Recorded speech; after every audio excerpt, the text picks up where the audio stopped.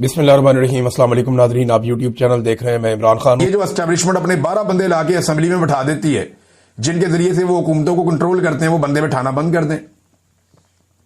अपने कठपुतली उठा लेते हैं, कोई किस शहर से, कोई किस शहर से, कोई किस शहर से, उनको लाके बैठा देते हैं। और वो बंदे जो हैं वो एस्टेब्लिशमेंट के लिए काम करते हैं, बजाय इसके कि अवाम के लिए काम करें। जैसे कि मौजूदा पाकिस्तान की हुकूमत है, शहबाज शरीफ को आसिफ मुनीर के लिए काम करना है, पाकिस्तानियों के लिए काम नहीं करना। मरियम नवाज को आसिफ मुनीर के लिए काम करना है, पाकिस्तान के लिए काम नहीं करना। वजह यह है कि आसिफ मुनीर साहब इनको लेकर आए। अगर ये अवाम के वोटों से आए होते तो ये अवाम के लिए काम कर रहे होते, लेकिन जो इनको लेकर आया ये उसी को डिलीवर करके देंगे ना, उसी के लिए काम करेंगे। और ये उसको भी बायूज कर रहे हैं जिस लेवल का इन्होंने काम किया। नाज़रीन, इमरान खान साहब से मुलाकात हो गई सुबह सुबह गंडापुर की। अब आपको भी झटका लगा होगा, मैं भी हैरान हो गया कि ये गंडापुर कैसे पहुंच गया 7:30 बजे। सुबह सुबह जेल का दरवाजा खोला, गंडापुर अंदर। अब ये वही गंडापुर है जो बड़े लंबे अरसे से ये कह रहा था कि मेरी इमरान खान से मुलाकात नहीं होने दी जा रही, मैं कहता था कि ये कैसे पॉसिबल है, ये जब चाहेगा जाके इमरान खान को मिल लेगा। तो अब गंडापुर साहब की मुलाकात हो गई इमरान खान साहब से अर्ली इन द मॉर्निंग, और वहां पे गंडापुर साहब मुलाकात करके निकल गया। अभी उन्होंने खुद से कुछ भी नहीं बताया कि क्या हुआ, लेकिन कुछ लोग ये दावा कर रहे हैं कि गंडापुर साहब की अच्छी खासी क्लास हो गई है। ज़हीम लगारी साहब हैं जर्नलिस्ट, और ज़हीम लगारी साहब का जो दावा है मैं आपको पढ़ के सुना देता हूं। वो कहते हैं मैं तो अपनी खबर पे अभी भी कायम हूं और खड़ा हूं अपनी खबर पे, मैं पीछे नहीं हटता। वो कहते हैं इमरान खान साहब ने गंडापुर पर बरस पड़े।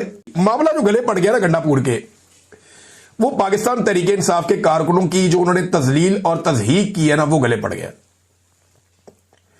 और इमरान खान साहब को यह मालूमात भी पहुंचा दी गई है कि कारकुनों ने जलसे में गद्दार गद्दार के नारे भी लगाए और जूते भी उठा के दिखाए। अब यह बड़ी नामुनासिब और मायूब बात है, लेकिन यह हुआ है ना, फैक्ट है, आप इससे भाग तो नहीं सकते। जैसे नवाज शरीफ साहब को जूता लग गया था, फैक्चुअल था, टीवी पे दिखाया भी गया, जैसे ख्वाजा आसिफ के साथ हुआ। अब देखें ना, पाकिस्तानी टीवी चैनल्स को आप देखें, क्योंकि अगर जूते दिखाए होते कारकुनों ने अलीमा खान को, तो पूरे पाकिस्तान का मीडिया सुबह से शाम तक एक ही खबर चलाता, और यही चलाता। वो अंडे वाली खबर याद है आपको, बहुत दबा के बड़े खुश हुए।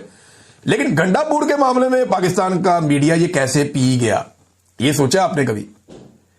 क्योंकि एस्टेब्लिशमेंट को जो चीज फेवर करती हो ना, वो उस चीज पे पॉलिसी अलग रखते हैं, जो ना करती हो उस पर पॉलिसी अलग रखते हैं। तो यहां से आपको अलीमा खानम का, और मैं इनको लड़ा नहीं रहा आपस में, लेकिन आपको बता रहा हूं कॉमन सेंस की बात है, मैंने आपके सामने रख दी है, बाकी आप जो भी सोचें।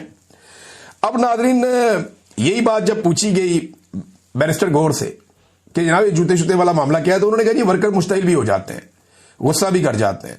हमारी जमात में जमहूरियत है, और यही जमहूरियत का हुस्न है कि लोग अपनी राय का इजहार करते हैं। बाकी जमातों में वाकई ऐसे नहीं होता। पाकिस्तान तहरीक इंसाफ का वर्कर जो है वो लीडर पे भी चढ़ के रहता है। इमरान खान साहब भी गलत फैसला करें तो साहब ने आगे खड़ा हो जाता है। बुजदार वाले फैसले पे पाकिस्तान तहरीक इंसाफ के कारकुनों ने इमरान खान साहब की नाक में दम किए रखा, और वो हमेशा ये कहते थे, बार बार सोशल मीडिया कहता था कि ये फैसले को हम सपोर्ट नहीं कर सकते। और बुजदार को पाकिस्तान तहरीक इंसाफ के सोशल मीडिया ने एंड ऑफ द डे तक कोई सपोर्ट नहीं दी, जिस तरह की सपोर्ट इमरान खान साहब चाहते थे कि उसको मिले। एस्टेब्लिशमेंट के बजाय इमरान खान की बात को वजन दें गंडापुर साहब, तो ये इज्जत वापस भी आ सकती है।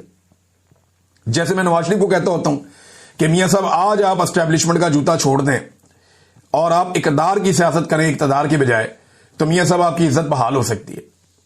आप 3 दफा इस मुल्क के वजीर आज़म रहे, आपका यह अंजाम अच्छा नहीं लगता।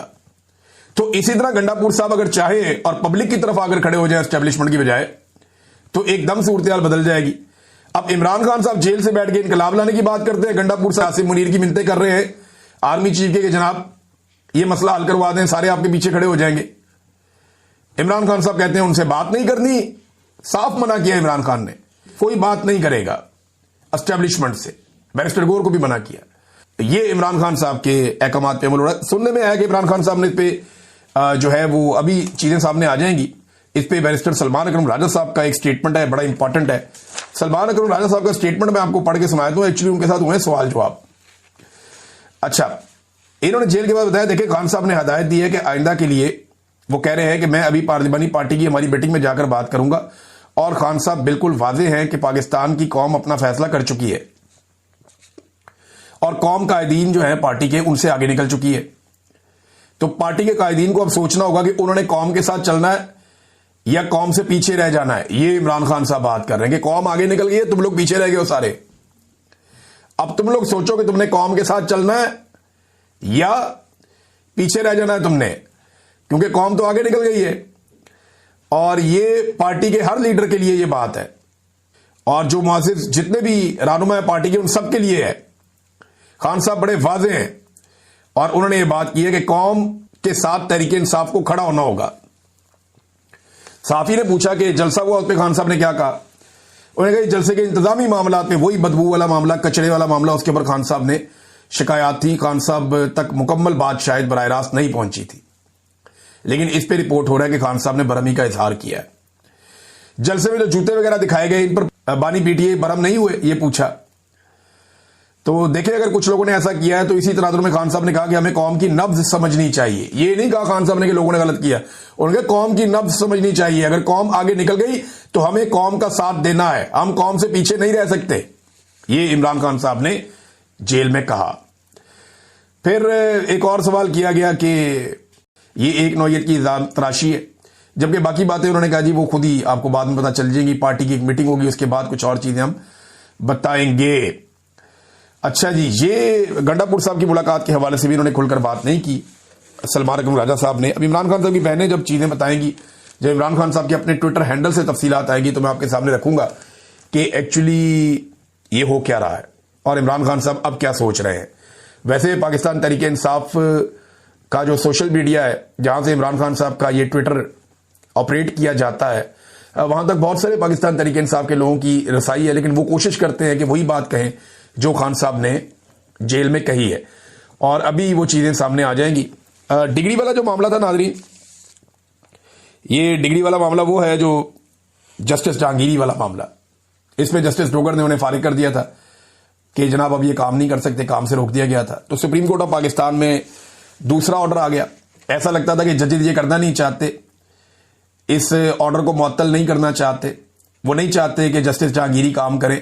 लेकिन जिस तरीके से वहां पे वकला ने, सीनियर तरीन वकला ने, मुनीर मलिक साहब भी वहां मौजूद थे, इन्होंने जैसे इस केस को लड़ा, जिस तरीके से इन्होंने मामले को उठाया, तो वहां जजेस को मजबूरन उन्हें बहाल करना पड़ा, और वो फैसला जो वहां पे जस्टिस डोगर वगैरह ने दिया हुआ था उसे रोकना पड़ा, मुअत्तल करना पड़ा, और अब जस्टिस जहांगीरी जो है वो काम कर पाएंगे। लेकिन कुछ टाउट्स जो है वो ये क्लेम कर रहे हैं एस्टेब्लिशमेंट से बात करने के बाद कि जस्टिस जहांगीरी को बहुत जल्द फारिग कर दिया जाएगा।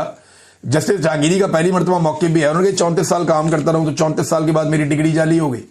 मामला वही है ना जो पूरा पाकिस्तान कह रहा है कि जब तक ये जज और तमाम ओहदों के ऊपर रहा ये शख्स, तब तक किसी को कोई प्रॉब्लम नहीं था। जैसे ही इस आदमी ने एस्टेब्लिशमेंट को छेड़ा, एस्टेब्लिशमेंट ने इसकी डिग्री जाली कर दी।